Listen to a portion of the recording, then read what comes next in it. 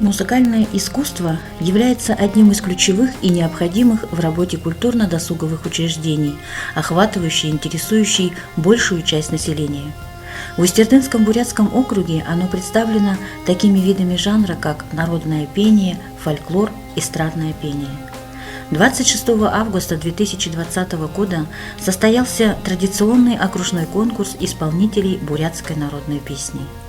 В этом году в связи с эпидемиологической ситуацией, связанной с распространением коронавирусной инфекции, конкурс прошел в дистанционной форме.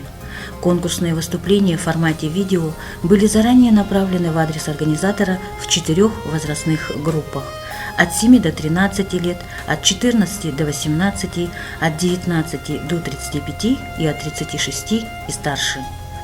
В конкурсе приняли участие представители всех 6 муниципальных районов Устюртынского бурятского округа. В состав жюри традиционно вошли вокалисты государственного ансамбля песни и танца «Степные напевы» Татьяна Лапсоновна-Галсанова, Дарижап Церенжаповна Торшинаева, а также директор областного государственного бюджетного учреждения культуры Устюртынский национальный центр народного творчества Елена Трофимовна Секретарева, методист отдела народного творчества Антонина Валерьевна Нагослаева. В целом, нужно отметить хороший уровень подготовки участников, соблюдение цветовой гаммы при пошиве национального костюма, владение бурятским языком.